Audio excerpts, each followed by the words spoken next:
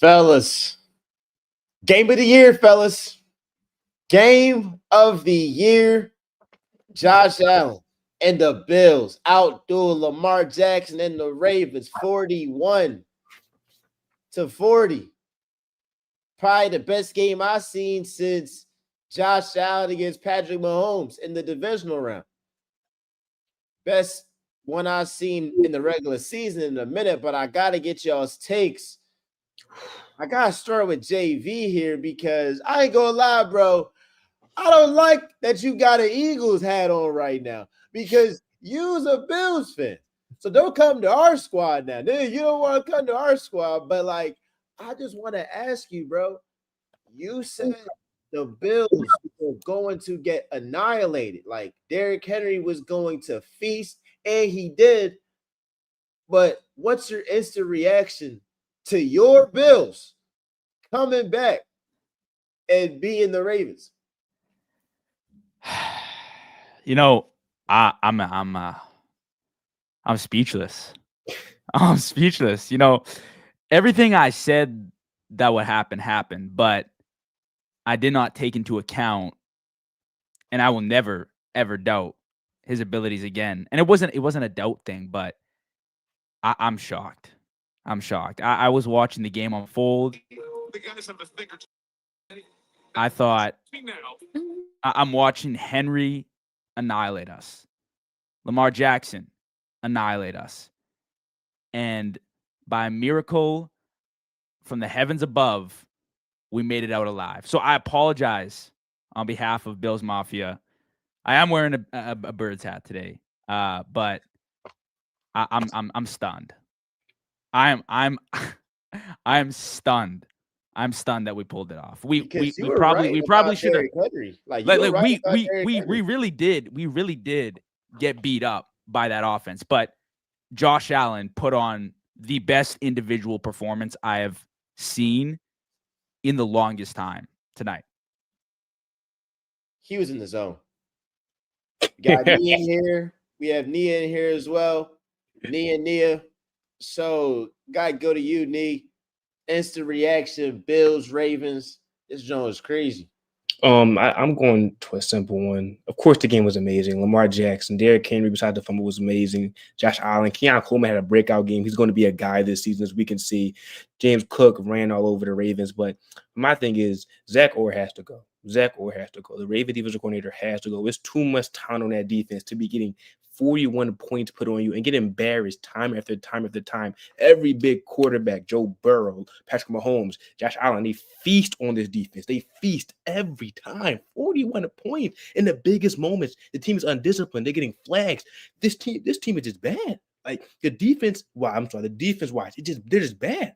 So is it like with them, could one not say, hey, Josh Allen went Superman mode and nobody can stop that?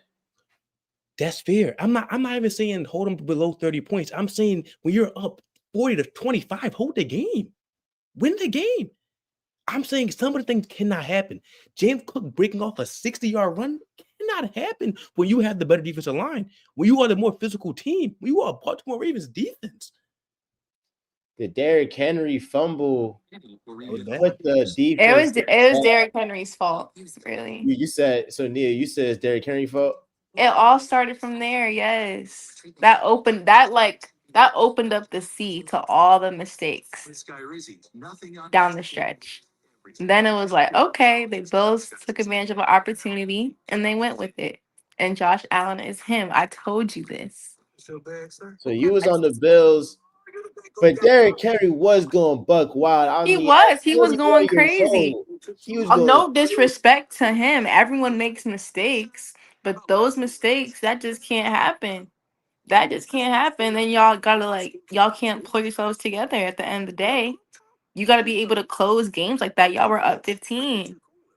And now I would say that Derrick Henry's fumble, like that's what caused the tide to turn because they were up 2 scores, and then Derrick Henry fumbles, and then now the Bills score. They have great field position, and then now it's tied up. You feel me? Like so, or they ended up getting a field goal, but I still can't believe I want to Question, though, share, Miles. I wanna Question. share this video real quick of JV before the game, just so y'all can get like the clear picture. Like, I want to get the clear picture right now. So we're gonna show it. And we got it right here. Got it right here.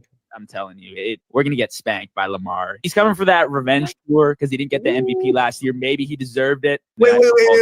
So you believe that the Ravens, Lamar Jackson, are going to Buffalo and they're going to whoop the Bills' ass? I'm telling you, like, I am a Bills guy.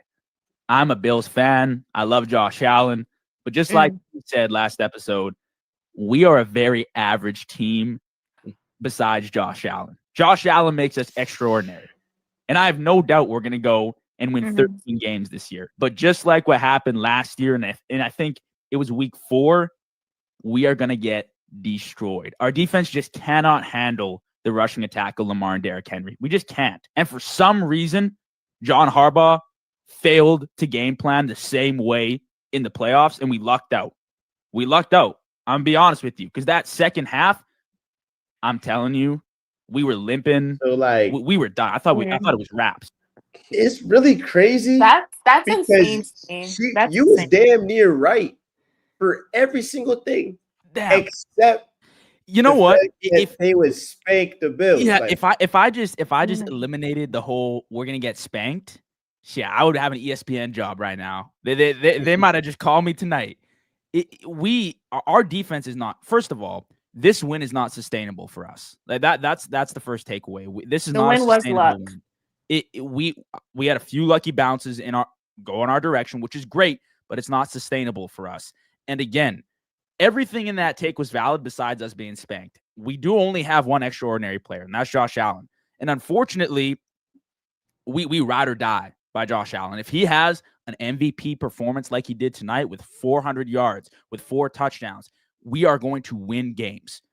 But our defense is just not good enough to handle the rushing attack of those guys. And that's what I saw all night. But we just happened to have a few bounces go our way. We lucked out. And the future MVP and former MVP failed to capitalize on that. Or pardon me, he capitalized on it. And Lamar, I mean, it was out of his control, obviously, right? Like Derrick Henry fumbling. You can't do anything about that. He played a phenomenal game. But at the end of the day, Josh Allen is our team, and that's it. We don't have anything. We literally got nothing. Our next best option is James Cook, and he's good. Well, Keon Coleman making some plays there. Right. But I understand, like, it's really Josh Allen, like, going berserk. Like, it really is Josh Allen, and I think there's some nice pieces, cool guys. Like, they can make some plays. I respect Shakir. I feel like he comes up big in big moments. He kind of filled the role that Gabe Davis had back when they had Stephon Diggs, all that. They want Keon Coleman to be Stephon Diggs, and he showed some promise today. He's a third-string receiver on the Eagles. Diggs, they don't have anybody at that level, right now. But when look back to the Ravens, if the Ravens play this way in the playoffs, at the minimum, they get into the Super Bowl. Like, at the minimum, they are getting to Super Bowl. They're going to meet my Eagles, and we're going to see, like, what happened. But for majority of this game, I was thinking to myself, this Ravens team is a super team. They're a top 2 roster in the NFL. You can pick them, Eagles, Ravens. And they got Derrick Henry, who's a first ballot Hall of Famer, doing unworldly stuff at 31 years old. You got Lamar Jackson. I mean, he's the most talented quarterback I have ever seen. Zay Flowers, best tight end tandem, good offensive line. Supposed to have, like you said, supposed to have a great defense. But I'm going to charge this one more to just Josh Allen and his heroics. But I want to go to you, Nia, and then Nia. Is Josh Allen the best quarterback in the league? If he's not the best quarterback in the league, where do you have him ranked? I mean, I don't think Josh is the best quarterback in the league. Patrick Mahomes, you, JV talked about that. He's still in that, in my opinion, his own stratosphere right now with the things he's done, the talent he has. He's in his own stratosphere. But for me, Josh is 2 right now. And I love Lamar. I think Lamar is the most talented quarterback I probably will ever see in my lifetime. But I have to take into account talent, which we know Josh Allen and Lamar, they're either or. And then playoff performance, big game performance, when you need to carry a damn football team on your back that does not have the talent the Ravens have. I don't have a Derrick Henry. I don't have a Zay Flowers. I don't have 2 tight ends like you have. I just have to make it happen every single game. And he does that. And in the biggest game against Mahomes, he loses. I get it. But he plays well. He plays damn well all the time. So for me, I got Josh Allen at number 2, Lamar as a 2A, and Mahomes in his own stratosphere at number 1. Nia. I respect it. I don't like Patrick Mahomes, but I respect it. And now, I mean, Josh Allen is still he's still number 3 for me just because like Lamar is just OD, but like it just goes to show how dangerous the Bills are with Josh. Like he was like put in a tough situation and capitalized overly. So it's like Patrick, sure, I get it. He's just like you said, a whole nother stratosphere. Lamar is still like he can run, he can throw, like he's like a damn near perfect game. But Josh Allen is scary and he's coming. He's coming for that 1-2 spot for sure. And I'm thinking these next couple weeks he might get up there. For sure. I think Josh Allen is playing like he's the best quarterback in the league. I still think Patrick Mahomes is the best given the stats, given his accolades, MVPs, first team All Pros, championships. I mean, the worst season for him is losing in the AFC Championship in the overtime. Right. So he's another level. But if Josh Allen have himself an MVP season again, and he gets a championship, it's really the championship. If he gets the championship, and same with Lamar Jackson, this applies to both of them, because today showed how great those 2 guys are. And at their apex, like at their absolute apex, they're just on another level. Like they're just on another level. Like those 3 are on another level. Y'all know it's some Philly fans in here. I'm a huge Hurts guy. I think a given game he can do that, but I don't know if like throughout the full season he's doing what Josh and Lamar have done in the regular season. So what they're doing right now, look, they got it. They got it. But it's going to come down to y'all can do all this in the regular season, but what do you do in the playoffs? Like, JV, do you think Josh Allen, these guys can get over the hump this year? Because the Chiefs, we could talk about them a little bit later. Patrick Mahomes, Andy Reid, Travis Kelce, these guys, they lost in Brazil. So are the Chiefs vulnerable? And if they are, can the Bills win the AFC? Well, personally, MJ, I haven't talked about it yet, but there is a receiver over in Miami who's struggling right now, who has close ties with the Chiefs.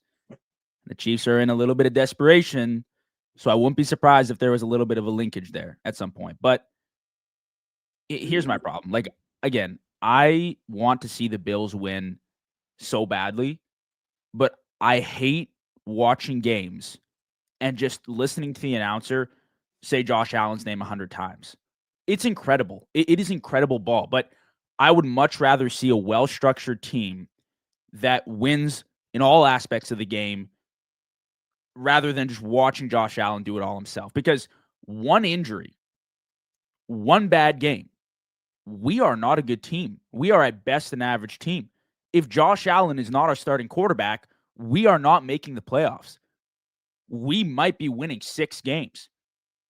Our team is it's average, and we have some playmakers, like you said, but to get over the hump, we need our defense to stand out. We cannot give up 40 points a game. The expectation for Josh Allen cannot be 41 points a game. and for him to be our savior. And we've counted on that year after year after year in the playoffs with the Chiefs. And it just never works out. So that's why I'm always so skeptical going into these games. It's not a question of Josh Allen, but it's a coaching thing with McDermott. Why are your defenses always allowing 30-plus points in the playoffs to the Chiefs? Why is our defense soft? Why are we scared to be physical? Why can't we stop Derrick Henry? They ran over us all night long, and then a mental mistake for Derrick Henry lost it. Like, I viewed that more as the Ravens losing the game than us actually winning it. Like, we took 10 minutes to put up points that the Ravens took 30 seconds to do. Their operation was just that much quicker, that much more efficient, but we had a few lucky bounces go our way. We cannot rely on that because MJ, that doesn't win Super Bowls. I know you know that. I know you know that. You cannot rely on luck to win a Super Bowl. Yes, you can rely on things to swing in your favor, momentum to swing in your favor, but you have to have a good team. The good team always prevails. Hey, look, Ed Oliver, he went crazy. He had himself a game. Facts. You brought in Joey Bosa. A lot of folks texting me like, I did not know that Joey Bosa went from being a Charger to a Bill. So he was getting active. So I think it comes down to, can those pieces really turn up and be game changers like in these big games, in these big moments? Looking at Ed Oliver, he had a sack and 3 tackles for loss. You had Joey Bosa out here being a disruptor in the backfield. So you got those guys, and I agree it's not sustainable for Josh to play like this, but he is a guy that in the playoffs, he's shown up. I give him that. He shows up in the playoffs, and it's been his defense. If they can get some stops or turnovers like they did today, especially with like Derrick Henry fumbling, that was the turn of the tide. If they can get some turnovers, that's really going to help them. But I think this is their year. This is the Ravens' year. Like, it's going to keep getting like that until one of them get a ring. I don't think we're going to have a timeline where Lamar and Josh don't get a ring. Maybe one goes ringless, but not two. Not two. It's just no way. I do want to shift gears real quick. Back to the Ravens real quick. Who's the biggest person to blame for the Ravens? Then we're going to go to the Micah, Lions, Packers, all that stuff. But who's biggest to blame for the Ravens' loss? A choke job for real. I'll start with you, Nia. Then Nee, pick it up. Well, first off, it's Super Bowl or bust for the Ravens this year. If they don't make it this time around, like, they're grits, honestly. They have all the pieces on both sides of the ball, and answering your question, it's Derrick Henry's fault. Like, he had a great game, but at the same time, like, if he hadn't dropped that, like, it wouldn't have opened up all the other mistakes. I think that his teammates got rattled by that, and they just kept making mistakes over and over again. They had opportunities to come back, but like, that play, that fumble, like you said, opened up the gates to all that, and it can't happen in games like that. It can't happen down the road. It can't happen in a Super Bowl. It can't happen in a championship game like that. So if they're not able to handle that pressure, especially by being up 15 too, with 4 minutes left, like, they've had chance after chance after chance the last 2-3 years. So now their roster is stacked, like overly stacked, one of the best rosters in the league. So yeah, like I said, Super Bowl or bust. They have no excuses. Like, they're gonna make mistakes. Sure, they're human at the end of the day, but there's no excuse for them not to make it and win. Nee? Yeah. No, I hear you, Nia. I definitely hear you. And I don't like putting all the blame on one player, in my opinion, sometimes. And of course, that fumble was a fork in the road. Like, that fumble, if you don't fumble that ball, you run that ball, get a first down, you're probably going to win that game. Now, I get that, but I'm putting the blame on the defense. Now, I mentioned Zach Orr earlier, the defensive coordinator for the Ravens. Derrick Henry had 182 yards rushing, 2 touchdowns, 9.4 yards a pop. The defense gave up 41 points, though. Zach Orr Constantly, you look at all the big games against Mahomes, against Burrow, against Allen. In these big games, he consistently gives up so many points, and he lacks in the biggest moments. You were up 40-25. I understand. Here we give you the ball back. Get a stop. Hold him at 3 there. Do something to where it's like, oh, I bet this defense that has Jair Alexander, Marlon Humphrey, Nate Wiggins, Malachi Starks, Kyle Hamilton, Roquan Smith, Matabike, Mike Green. Can I get a stop in a big moment? I understand you can get a stop maybe early in the first quarter, in the second quarter, but in my opinion, you see this too many times with the Ravens. You just do a stupid play here and there, like a Derrick Henry fumble, right? Or we're going back in 2023, a Zay Flowers fumble, a Lamar Jackson fumble, 2024, a Mark Andrews fumble, a Lamar Jackson fumble. Like this happens every single year. So I'm bringing it to coaching, really. Coaching, John Harbaugh, Zach Orr. You have to get your guys ready to play. You have to be hard on your guys sometimes too. I feel like sometimes it's too much buddy with Harbaugh, right? Lamar Jackson can do no wrong, really. He got him to go already, right? And I feel like you see that in the play, that the players lackadaisical, they get flags, they tarnish sometimes. I don't feel like the Ravens are coached well enough, like the Eagles are with Nick Sirianni and Hurts at the helm, keeping everybody in check, like the old Belichick team were in New England, like Andy Reid is in Kansas City. I don't feel like the Ravens have that same feeling. They remind me more of the Steelers with the Killer Bees. We're like, damn, so much talent, right? They're hooping, but in the biggest games against Tom Brady, what happened? So I'm blaming the coach, and I'm blaming Zach Orr. I'm blaming that discipline there that keeps on coming up time and time again in the biggest moments. Yeah, I think, and I'll shift right back to you, JV. The Ravens 100% have no excuses. They are a super team. For majority of this game, for the whole entire game, honestly, I'm looking at the Ravens like they got Derrick Henry, who's a first ballot Hall of Famer. Lamar Jackson, 41 passing touchdowns, 900 rushing yards. I mean, all-time great. You got the best tight end tandem in the game. You got Zay Flowers, who's cooking. You're supposed to have a defense with Kyle Hamilton, Roquan Swift, Namdi, the defensive tackle. You got some guys, Nate Wiggins, Marlon Humphrey. Jair Alexander, I feel like had a poor showing, especially in that fourth quarter. I mean, he was getting his knees buckled, losing one-on-ones. I mean, maybe the Packers knew something that we did not know. I thought that was a great signing. But regardless, even if Jair isn't what he used to be, the Ravens should have won that game.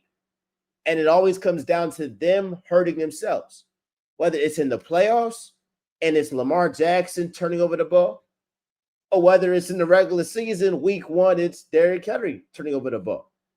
Now, it was other things that led to the Bills winning outside of Derrick Henry fumbling the ball. But what happened is one team turned the ball over.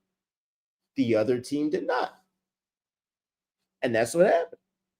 So, JV, do you think the Ravens are Super Bowl or bust? Do you believe that they are a super team? Like I've been saying, what do you currently think about the Ravens moving forward? Then we'll get to Mike and the Packers. Yeah, it's definitely Super Bowl or bust. I don't like using that term, but there's stages in the NFL, right? Team like the Panthers right now, they win 7 games. I think that's a win for them. Ravens, that's consistency. That's expected. At this point, you need to make a Super Bowl. You need to at least make a showing in the Super Bowl and win the game. But I'm siding with Nee here. This is on Zach Orr. I firmly believe your offense puts up more than 30 points, you look elsewhere to blame. That's just what it is at the end of the day. If your offense is producing at an efficient rate, that they ran 50 total plays and the Bills ran 80. And they put up 1 less point than the Bills tonight. Their time of possession, 10 minutes left. 10 minutes less than the Buffalo Bills tonight. The offense was firing on all cylinders.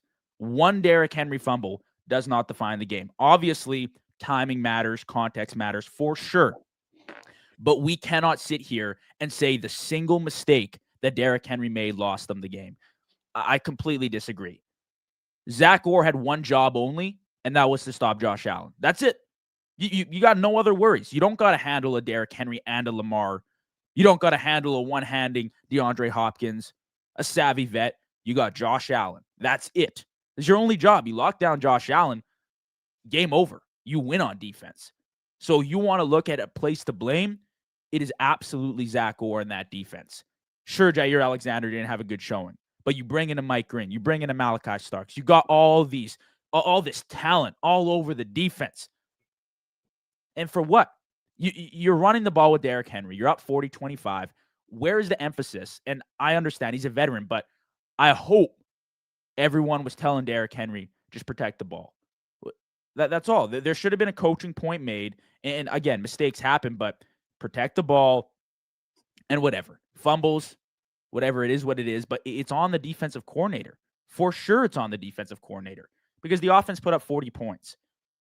How are you going to blame anyone on offense? Like, I just don't understand. And I think with the DC, because they started off bad last season, and then towards the end of the stretch, they really turned up and became a top 5 defense. So the issue last year was the passing defense. Now, they've been able to stop the run. They've always been great at stopping the run in this era, but they cannot stop the pass. And you got the guys, like you have the guys. So we're gonna talk about a defense who really did turn up, and that was the Packers against the Detroit Lions. And I don't want to gloat, y'all, but we were talking about the NFC North, and I was saying, yo, the Packers clear the Lions, because the Lions losing both of their coordinators, Aaron Glenn, who's a damn good coach, Ben Johnson, who's one of the best offensive minds, if not the best offensive mind. No, I ain't gonna say it's Andy Reid, but he's one of the best offensive minds in the NFL. And then you lose 2 key interior offensive linemen. And then Micah Parsons joins the Packers. Y'all are cooked, buddy. Y'all are cooked.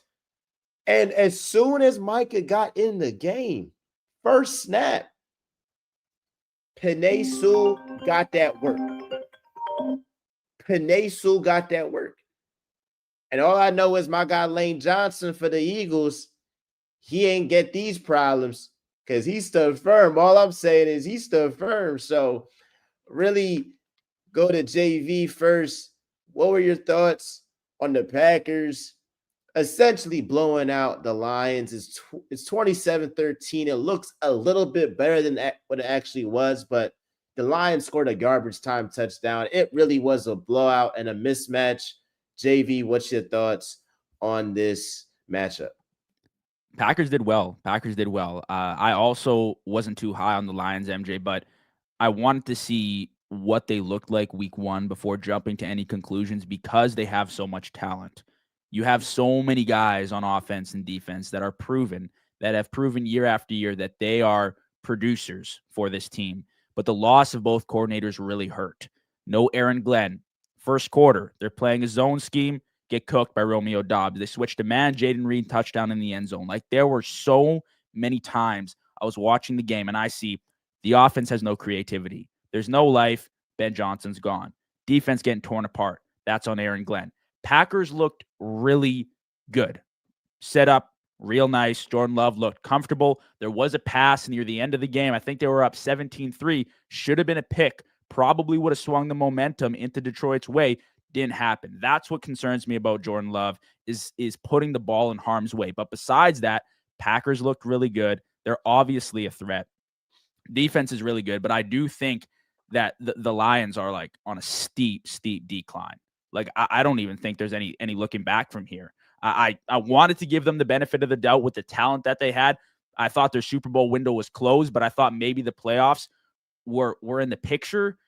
I don't even know after today. Jared Goff dealing with pressure looks horrendous. It's the first time I've seen him without a top offensive mind, without Ben Johnson or McVay. Looks like garbage. Looks like an average quarterback. But hey, he's above Hurts in the NFL top 100, isn't he, MJ? Hey, any that's what I was about to say, because explain to me how Jared Goff in any world is over Jalen Hurts. Yeah, I don't get I that got all the either. weapons, and whenever it don't work out, whenever he doesn't have the best offensive mind in the game, we see who he truly is. Like, explain to me this. I've been saying this all off season. It's like, do y'all have to see it again? He did it in the playoffs. Like, it's gonna get worse now. Yeah, I don't get it. So how He you don't feel? run either, so like that really confuses me as to why he's above Jalen Hurts. I don't get that. So like the Lions as a whole, like JV's, I've been saying they missing the playoffs. JV, are you getting to that point? Or are you not there yet?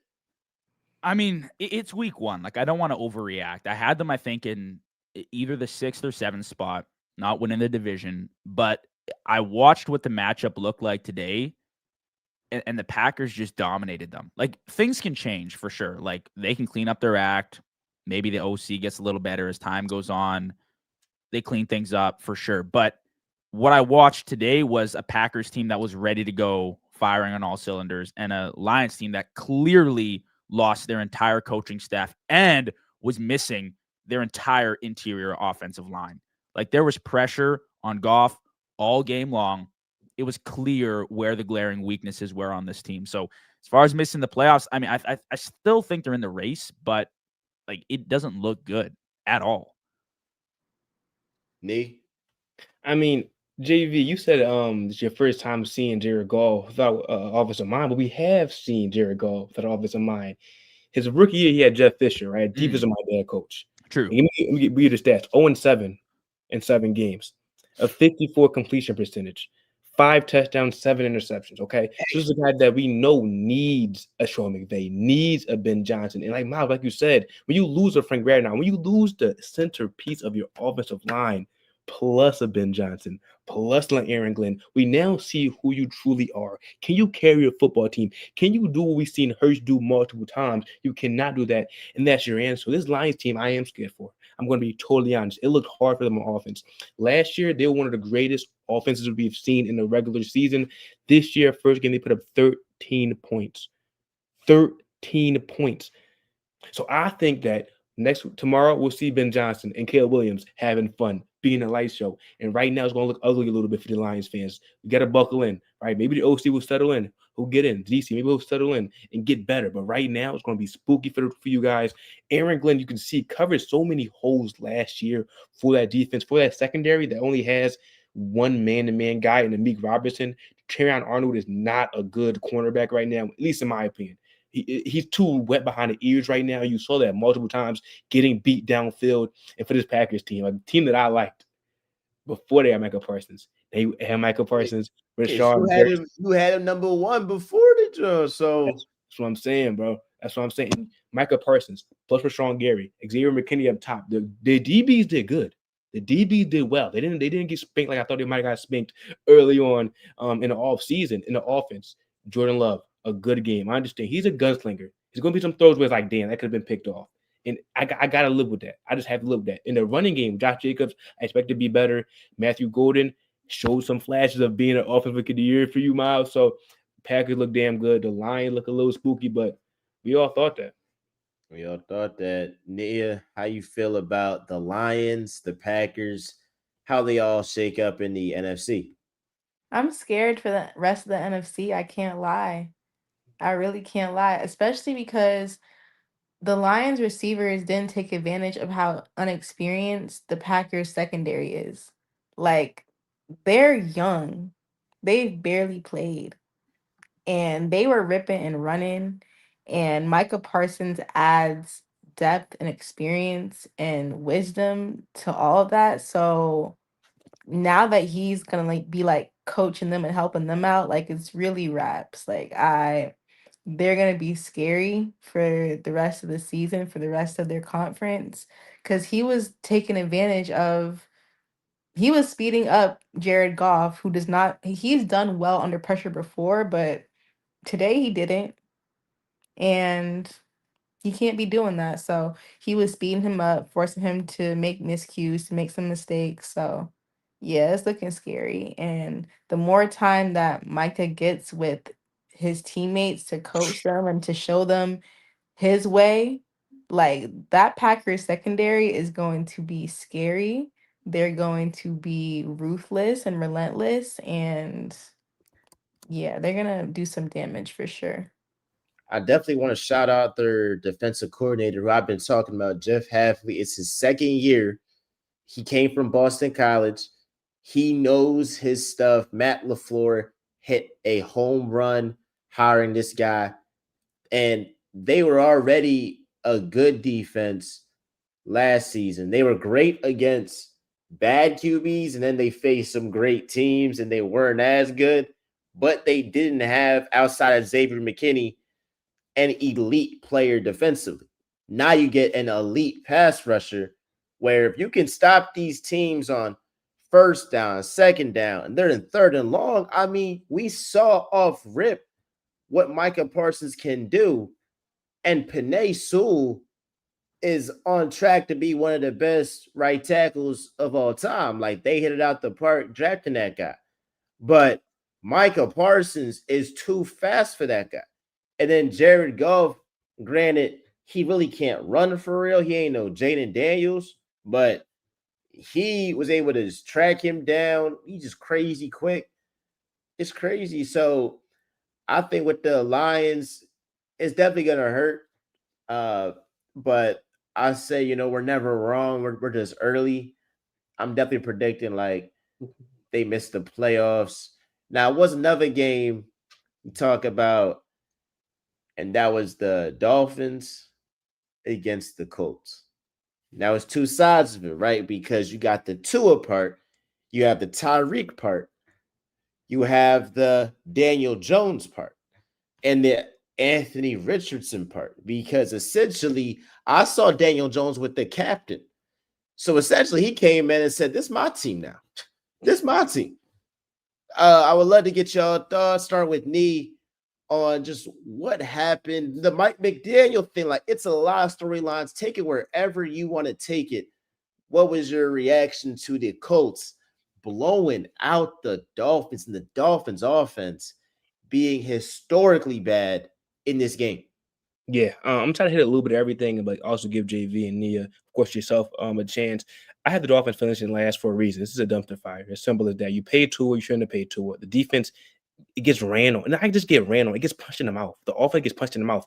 You're a soft football team. You're playing football. Like, it's simple as that. You're not getting to the X and O's. You play football. You're a soft football team. You get hit in the mouth every single time you play a tough football team.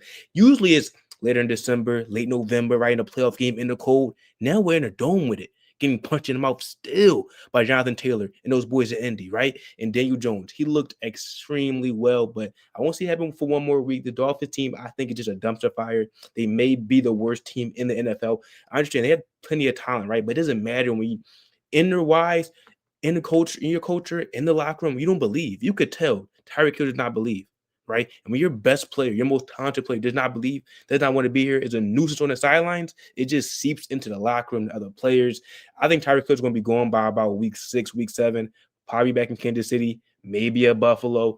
But this Dolphins team is horrendous. And the Colts, I like what I saw. The defense, I think, is the main thing. Lou Anarumo, the new DC, had those boys flying, Cam Bynum, had them boys celebrating down there in the end zone. The defense for the Colts, if they can be damn good.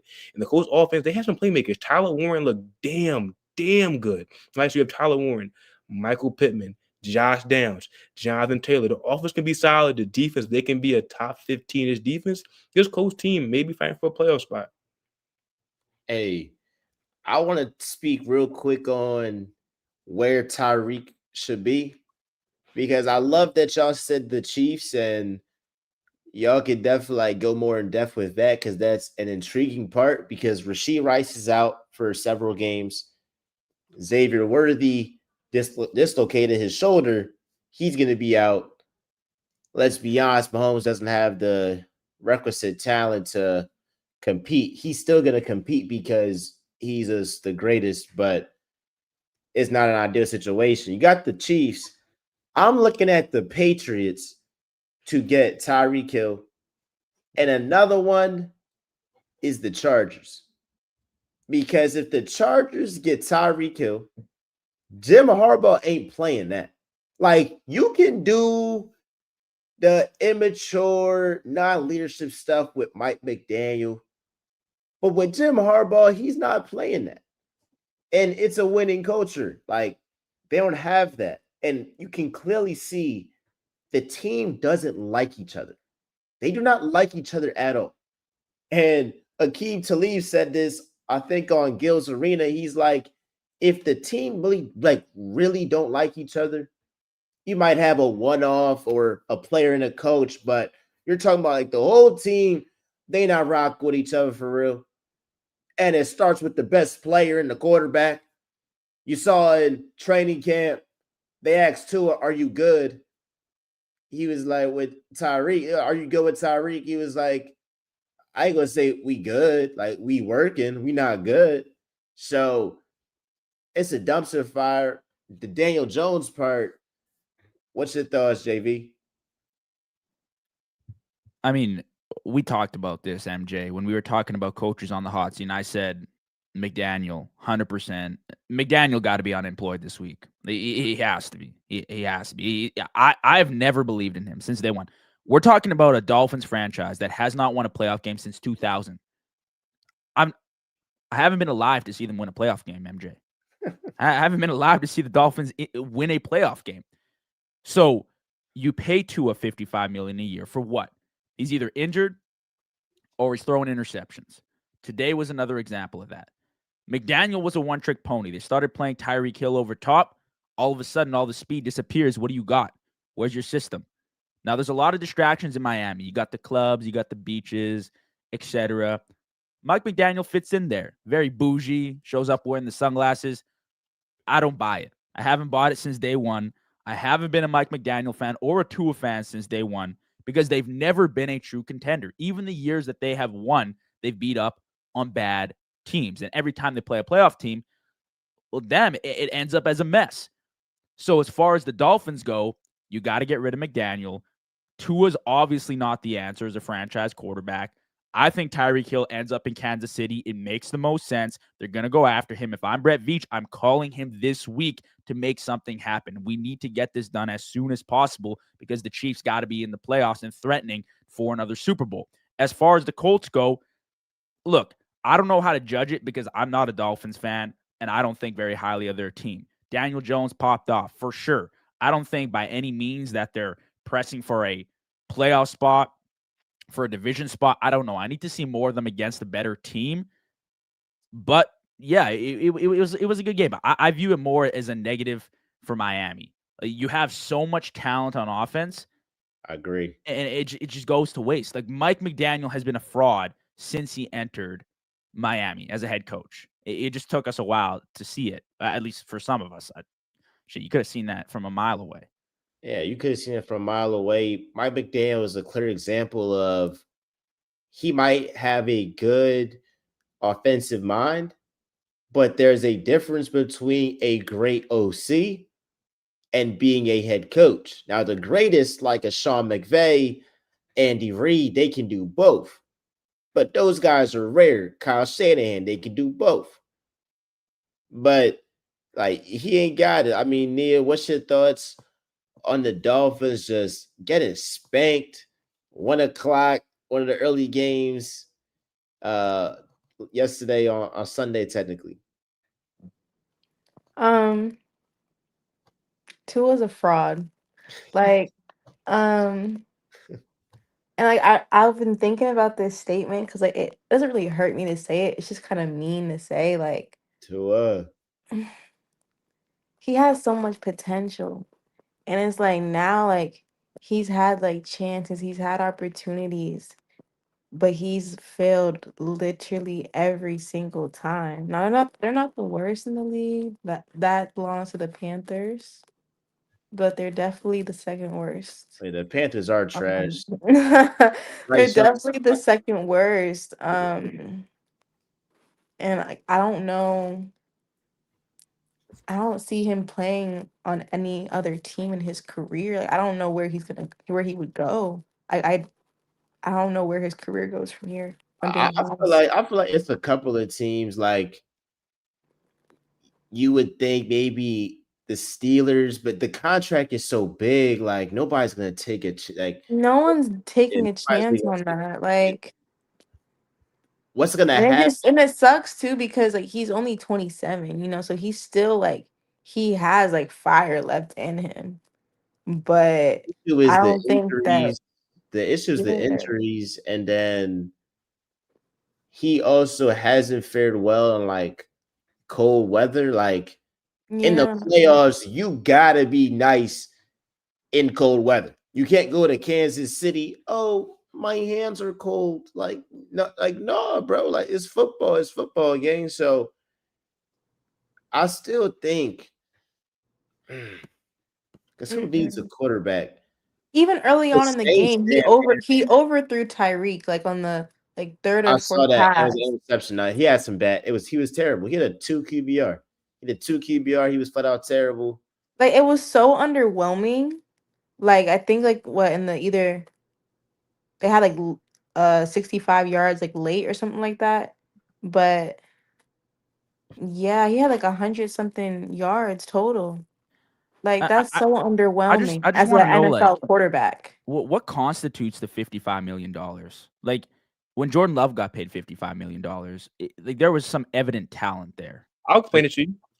I know why. I would love you to I tell know me, why. because Yeah. I know Go ahead, quarterbacks are dude. high Go ahead. demand, but like when I see a guy like Jordan Love get paid, I'm like, all right, there's talent there. You don't want to redraft and try to find a new quarterback. You can probably develop him. But for my entire life, I've watched Tua play, and I haven't seen it ever. I was trying to look up the Dolphins GM name, but GMs are people too. When I say that, they want to be right. They want to seem like they're right. So if I can go myself as a GM, I can say, all right, I drafted a quarterback, right? We made the playoff. I paid him $55 million, right? I got offensive minded head coach. We're going to be good, right? Instead of saying, oh, snap, I drafted this quarterback. I can't pay him. He gets hurt a lot. It's going to be kind of a battle with my organization if I say, all right, but we're going to let him walk. I think that's why. I think you pay $55 million because you're kind of pigeonholed. You're in a corner, back into a corner. If you let him walk after the injury, I feel like this is how they look. Mind you, I would have let him walk. I'm not a big Tua guy. I think you need to go for a ceiling when you have a guy like Mike McDaniel, who I still believe is a good head coach. Right? I don't think the team is good enough. I think his culture needs to be built a little bit better. But Tua, I believe, is at the helm of all the problems for the Dolphins. You're paying like Lamar Jackson, Josh Allen, Mahomes, Jalen Hurts. When in reality, he's more of the Bryce Young, right? He's more of that ring. So you're paying $55 million not because he's that good, but because you have to. You have to say my investment in making him a top 10 draft pick was worth it, right? Bryce Young. He like Kyler. No, Yeah. Kyler. He not like Kyler. I think Kyler has more physical ability, strong arm, good legs, can take a hit in the pocket. I just think Tua, after all the injury, maybe pre-injury, you could say that. But right now, after all the injuries, he's flinching in the pocket. He's scared. I don't trust him staying healthy. His arm is weak. I agree with Nee on this one. I think he just got paid 55 million because it's Miami and he can afford to pay him $55 million. There's nothing special there, like at all. He does not deserve it at all. I don't know what I they're agree. seeing in him, but like I agree that like he doesn't deserve 55 mil. Like Baker Mayfield is 10 times better than him and is on a way sweeter deal.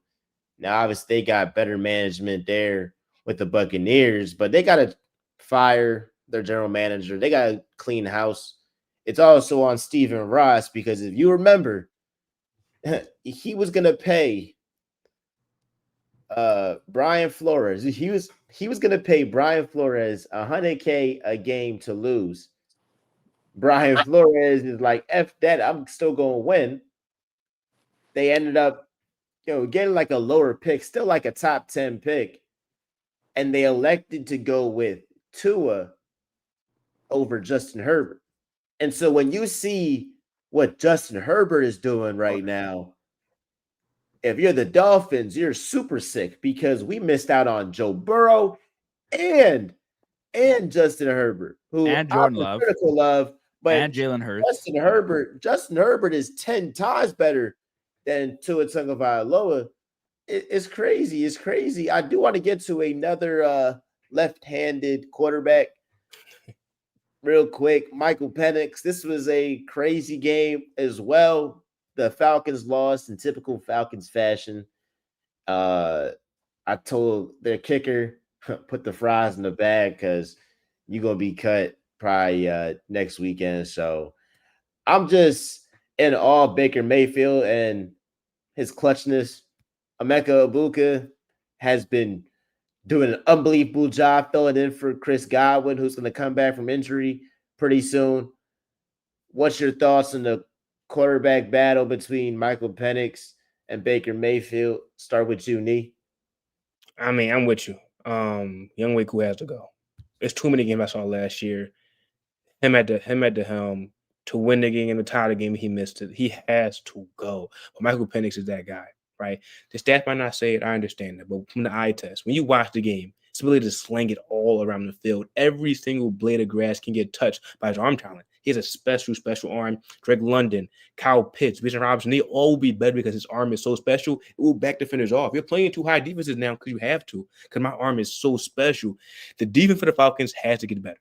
I think it has to get better. I don't trust it at all. I don't trust any pass rusher they have right now. I like Terrell. I like Bates. Linebackers, I question. Raheem Morris, sometimes I question his decision-making on fourth down, going for it. I don't like it. But Penix is the guy. He's the guy, man. I'm telling you, he's the guy. He's mobile. He's getting some of that Indiana juice back that he had. He could run a little bit. He ran for a big first down, ran for a touchdown. He led them down to get the game tied, really. And Younghoe Koo sold him. And for the Bucks, Baker Mayfield finds a way. It was an ugly game for him. He didn't really play that well early on in the game. A little bit of struggling, but he came in, made two big-time throws. That one, I think it was a deep post to Ibuka, put it right over the defender. It was a beautiful ball. Baker, JV's the dark horse MVP candidate. He's a dog, man. He's a dog.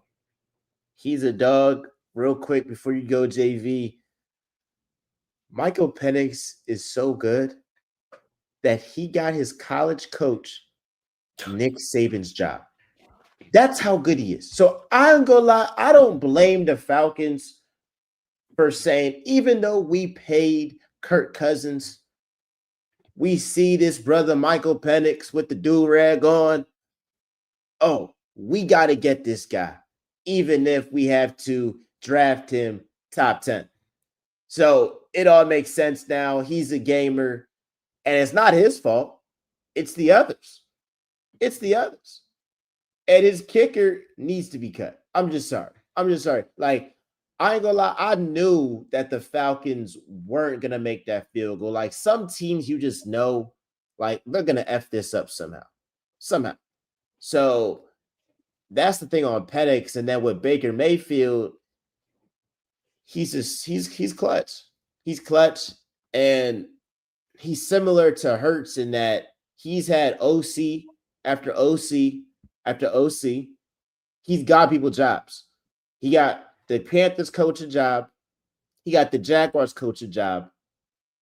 And if he F's around and has 4,500 touchdowns, if he F's around and has 4,500 passing yards, 41 touchdowns, he's going to get the OC this year a job too.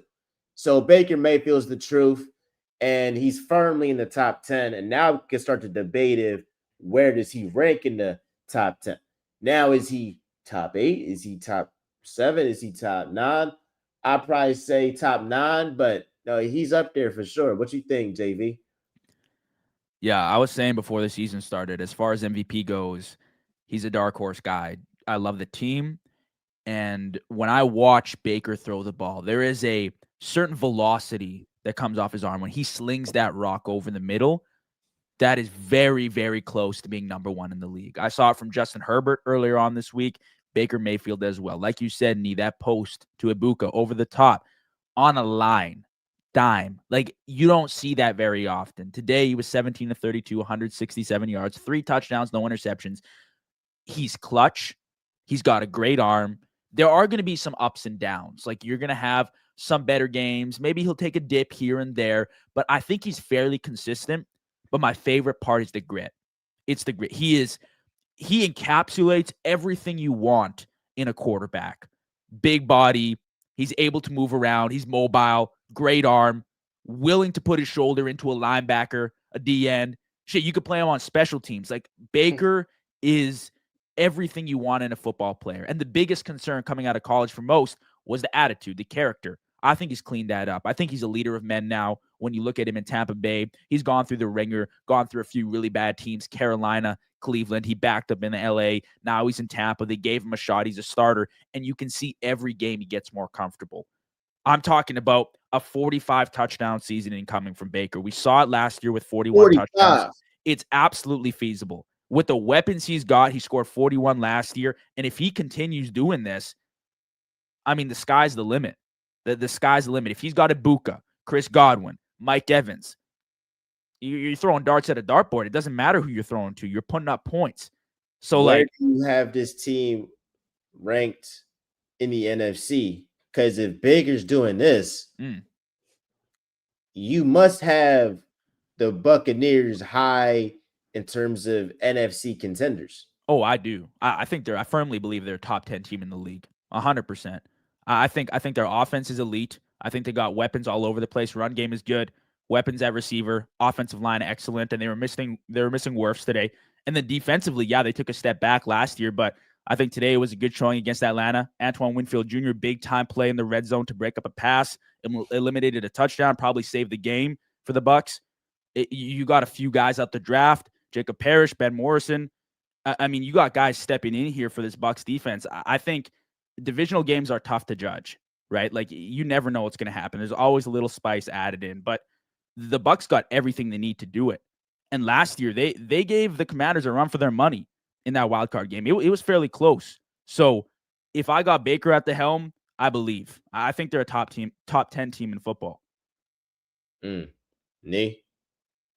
I mean, I think they're one of the better teams in the NFC. I wouldn't say they're the creme de la creme. I think when I'm talking NFC teams, I think the Eagles are by themselves right now. I think talent-wise, it's just so superior to every other team. But then they're right there. They're with the Rams. They're with the Commanders.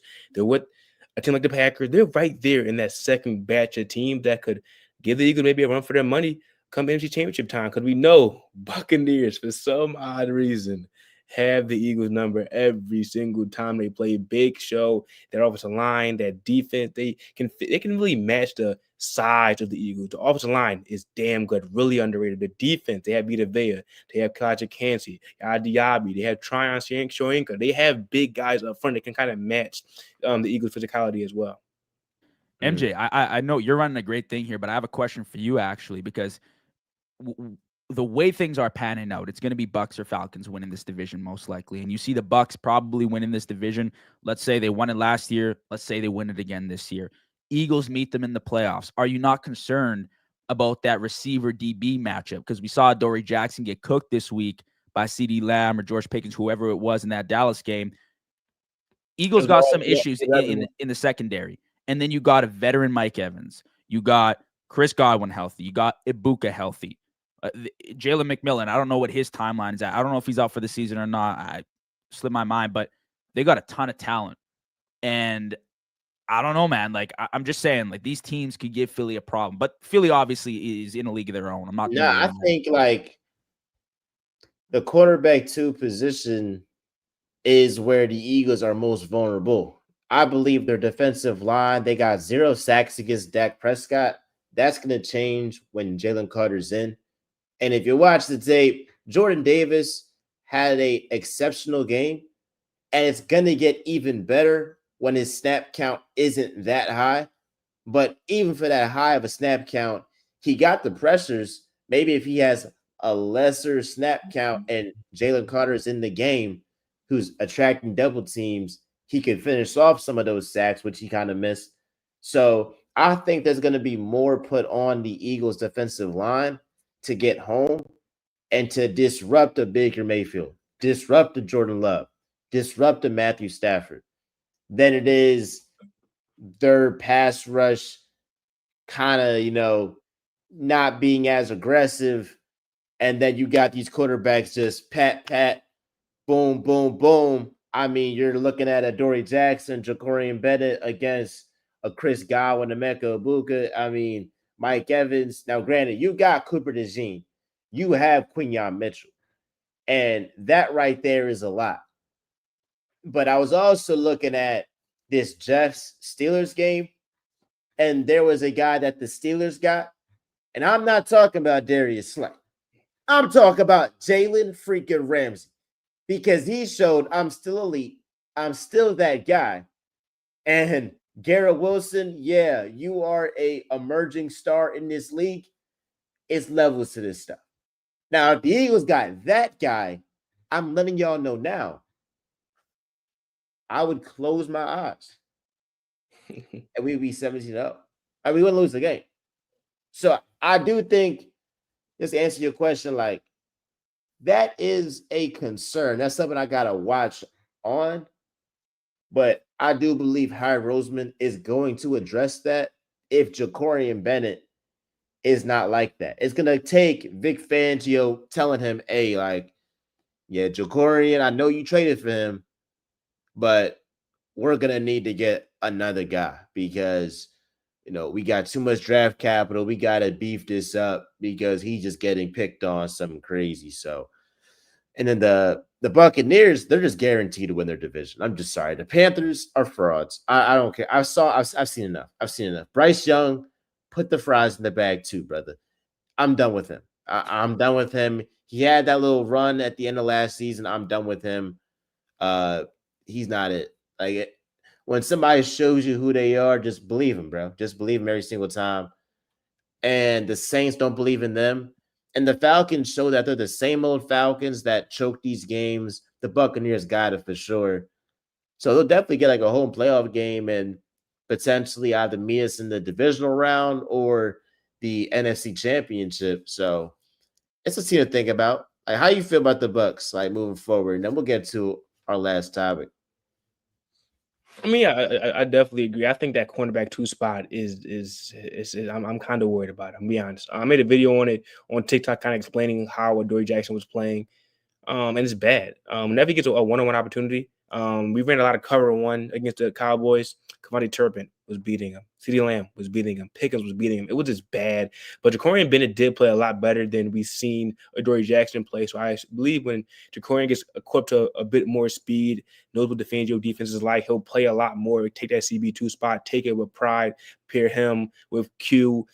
We have more Cooper DeJean playing in the slot, of course. I think Q should travel a lot more often. Fangio said he'll do that, but I didn't see that much in game one. But that cornerback 2 spot, when you play a team like the Buccaneers, with Ibuka and Godwin when he'll be healthy, and Evans, even McMillan, who we know can play really well, or the Rams that have 2 elite receivers, like even the Commanders, we've seen people pop off a little bit today. So I think that CB2 spot has to get shored up if the Eagles want to definitely confirm their run back. Let's get to the last game, and it's the Jets, it's the Steelers. Anybody who had the under on that game thinking Justin Fields' first start with the Jets, he's not gonna deliver, he delivered.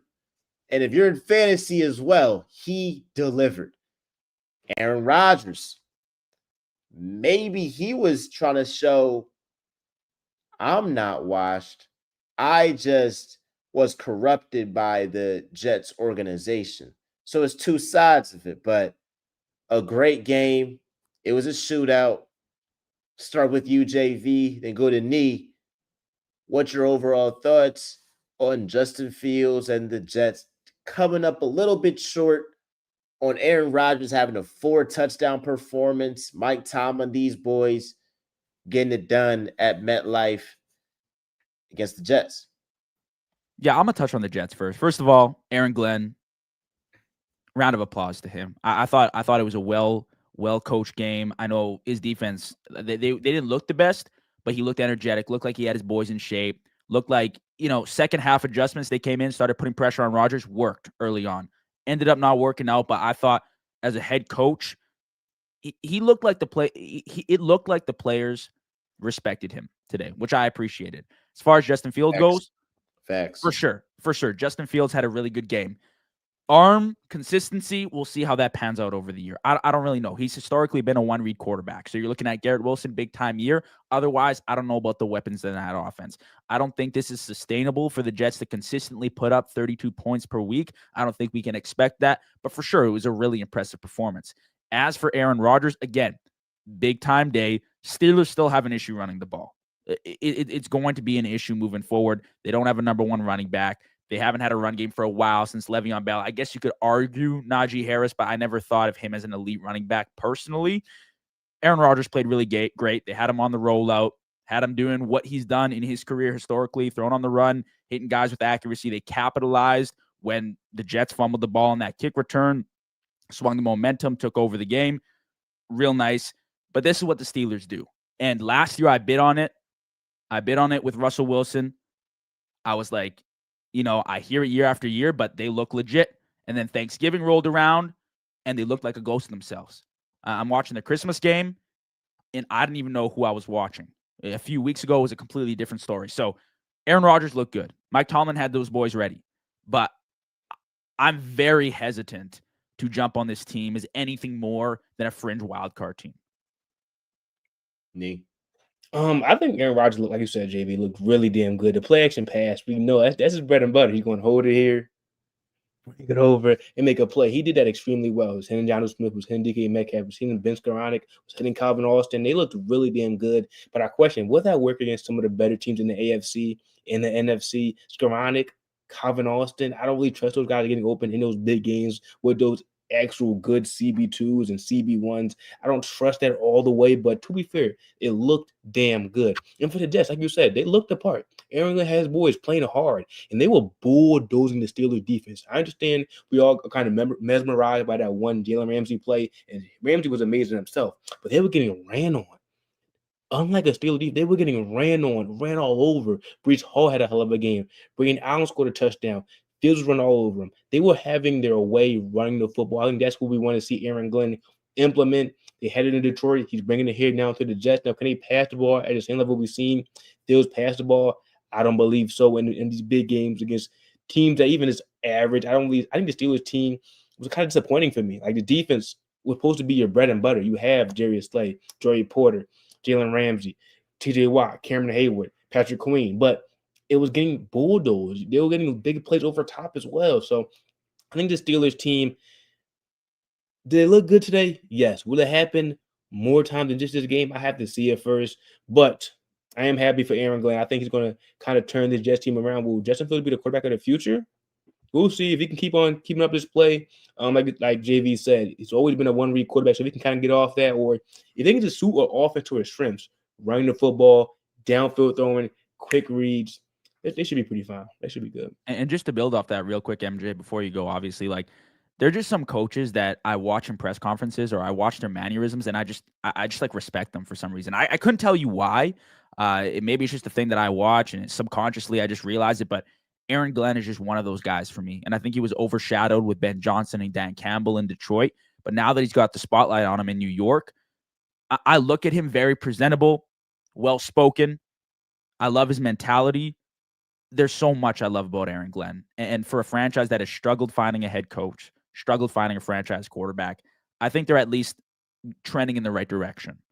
100%. Like you could see how the guys were rallying around Aaron Glenn, and he gives them more hope, more life. It's like a bright spark because the energy was low in that building. You go from Robert Saleh getting fired mid-season, bring in Jeff Ulbrich. Like, it's just a lot of, then you got the owner trying to just have his way. Like, it's some bad vibes. It's nice that the winning culture that Aaron Glenn was a part of in Detroit, he's bringing that with the Jets. Yes, they lost, but if you watch the game, they looked pretty damn good as a coherent team. Like, I had no real expectations for the Jets. I thought that, they're going to come last in the division. Like, I'm not really thinking that, but might be overreaction, but I'll just say it. I don't think it's crazy that they come second in their division. Like, I don't know why we're just crowning the Patriots like they're just going to be this amazing team and be the Commanders of last year. Like, I don't really see that. And you got the Bills, obviously, number one, and the Dolphins look like they're just dog crap. So the Jets could definitely, best case scenario, push for that 7th spot, in the AFC. But with the Steelers, Aaron Rodgers could be showing that, again, I'm not trash. I'm not washed. The Jets culture, the toxicity, whatever that mess was, corrupted, my real talent. And my issues are like y'all's, where you got DK Metcalf, who, yeah, he's a one. He's a one. I think there's other guys that are just another tier, a couple of tiers over him, but he's a good top 15 wide receiver. And then after that, I like Pat Fryermuth, but I like Jonnu Smith, but like you don't have a legit wide receiver too. Calvin Austin, if he's your three, that's cool, but they're a team that they really need like a second guy. But granted, Aaron Rodgers is better than any of the quarterbacks that they've had potentially since Big Ben. So if the Steelers get that wild card spot, which can definitely happen, get that 6th seed, and they get a favorable matchup without like let's just say they get, it's probably not going to happen because the teams in the AFC, the top 3 teams are going to be the Ravens, the Chiefs, in my opinion, or the Bills. And all of them have just top flight quarterbacks. I just feel like the Steelers, they can't compete with that. So I'm looking at this and I'm just saying, yeah, it's going to basically be how last year was, just a little bit prettier. This is going to be a little bit prettier. You're going to see some more splash plays, but like the inevitable is still first round exit, first round exit. So, but yeah, the running game was, it's terrible. Running game was terrible. So we will see. I think we can look from this past week as we close, and I think a big takeaway for me is all these games are going to look different.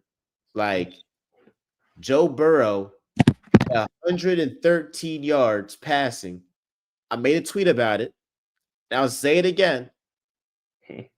I believe that it's okay to have 113 yards, play complimentary football, don't turn over the ball, your defense help you out, and you win. Because these games, you saw Lamar Jackson, he had like 209 passing yards, but like we know, like he was damn near the best player on the field at certain points. Like it's certain games that if you watch the games, not everybody's gonna have 300 passing yards like Josh Allen did today. Like you might have a game where it's 150, 175, 200. So that was the takeaway. Like these games, they just are all going to be different. But I do think the Dolphins are for sure frauds, and the Packers are legit threat. The Buccaneers and Baker Mayfield on a tear, and the Chiefs. Ooh, the Chiefs. I think we're gonna talk about them. We're gonna talk about that like later on this week. You got the Eagles, you got the Chiefs, but they're looking very vulnerable right now. So I'll go to y'all, but before we close, just biggest takeaways. You can string off several games or just have one big thought in a particular matchup. Start with you, JV. Yeah, like you said, MJ, it's week 1, so you can't overreact. But like, there are a few things you can say for sure. Like the Dolphins are ass. Like you can say the Dolphins. It's cool. Like you can say it. We've seen enough, I feel like, but it's like Steelers and Jets. Yeah, I don't know. Like you can't jump the gun there, right? Like it was one game, new offenses, new head coach with Aaron Glenn, new talent there. We'll see. Bengals start slow again. They ain't making the playoffs. Like I just don't think they have it. They don't look like they want to win. They played that game like they did not want to win the football game. I'm gonna be honest with you. And that's no knock on Joe Burrow, but there are a few catches that the receivers out of bounds. Whatever. But like I said, I don't think we can overreact. Hold on. And there's my thing. This is my thing with Joe Burrow. He starts seasons off so bad, and nobody talks about it. Like, can we actually talk about how he plays so piss poor. Last season, they lost to the Patriots week 1. And if the Browns didn't have a 40-year-old Joe Flacco, old as hell, turning over the ball, and receivers that are dropping passes left and right, they would have lost this game. Their defense that everybody craps on was the reason they won the game. Yeah, but it is also like, if your fan base is celebrating about a 16-point defensive game against the Browns, you got bigger problems. You got bigger problems. Like, I watched in the second half, particularly watched this specific drive. First drive of the second half, Joe Flacco ran them boys down the field, and he ate them alive. If it weren't for the receivers bobbling the catch and it landing in the DB's hands, Browns probably win that game. They deserve to win that game. Bengals didn't want to tackle, didn't want to get physical. So, like, I agree with you. Joe Burrow doesn't get enough hate for starting slow, but it's only because it's masked by the 40 touchdowns he eventually scores.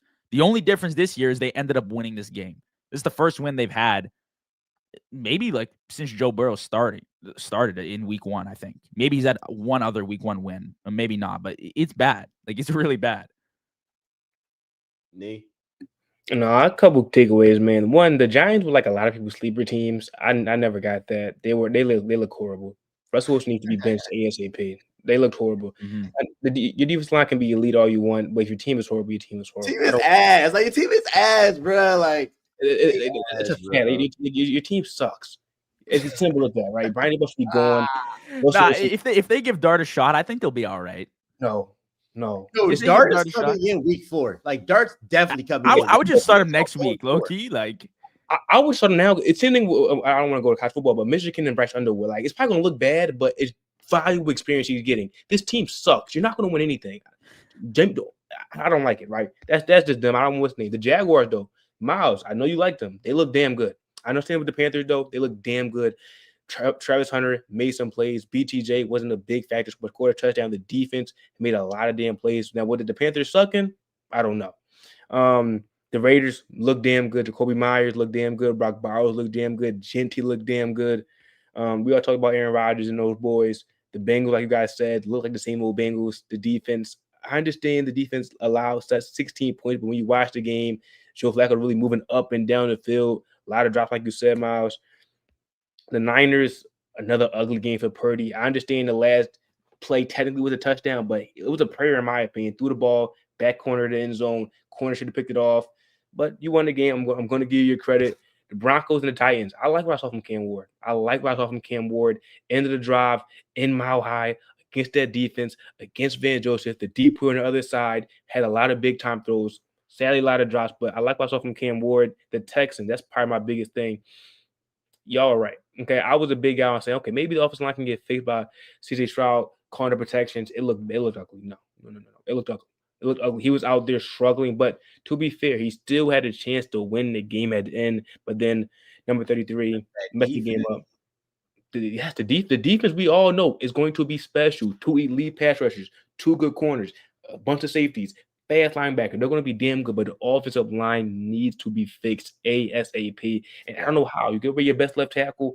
A lot of young guys on the offensive line. CJ Stroud, I feel sad for you, my guy. I'm be honest. But besides that, the Ravens, I don't want to go on a rant, but the Ravens, I'm so tired of everyone telling me this is a super team. I understand what you were saying, Miles. Technically, it is. Like, technically, I'm not disagreeing. Technically, it is. The players are amazing. But why am I seeing this every single time when a big game happens? Last year against the Bills, you turn the ball over.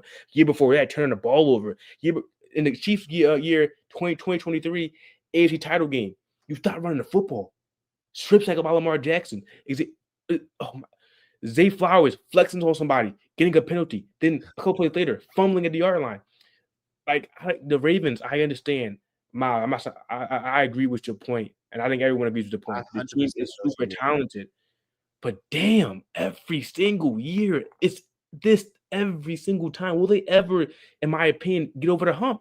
This is the only reason they're not, in my opinion, the same class as the Eagles. Because we know with the Eagles, every single time they're going to be playing hard, They want to make sure they're not making their own mistakes, shooting themselves in the foot. And even if they do, they can always overcome it. They always do. So that's my I 100% agree. Just to piggyback off of that, and then we'll close. Like the Ravens are the opposite of the Eagles in certain aspects because they got the talent, but they beat themselves up. They're always beating themselves up. Like the Ravens, I can't take them as the Super Bowl favorite because they're always beating themselves. I haven't seen a game where the Ravens didn't beat themselves and it was somebody that was just so great, so amazing that like it was just too much for them. Again, Josh Allen was amazing. He did some crazy stuff. Almost 400 passing yards and 4 touchdowns. But at the end of the day, if Derrick Henry doesn't turn over the ball, the Ravens most likely win that game. So whether it's turnovers, Harbaugh not sticking to his script and running the football, whether it's Lamar Jackson not showing up in big moments, he showed up today, obviously, but it's in general.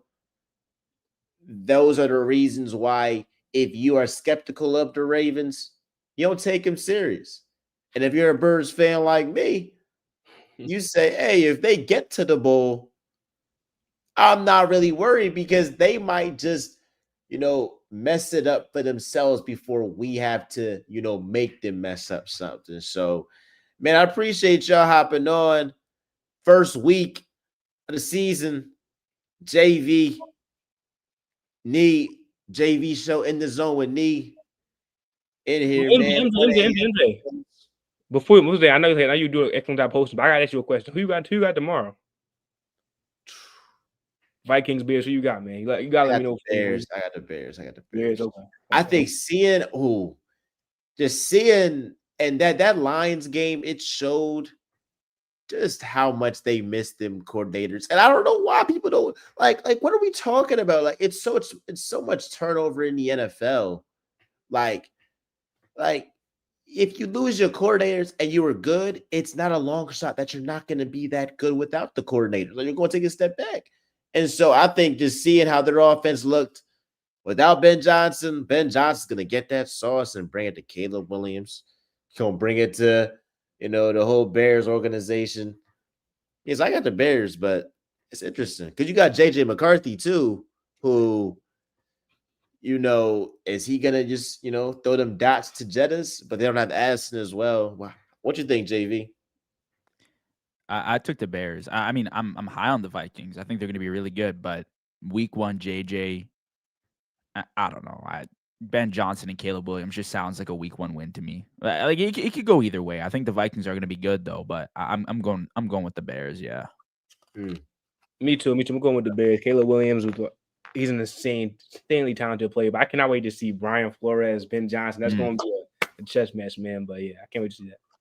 That's going to be some. Well, like, comment, subscribe, y'all. Show a friend, show a friend. Show love to In the Zone with me, JV Show. Sunday night, we back at it. You feel me? They continue with this content. We'll see y'all. Peace. Huh? Yes, sir.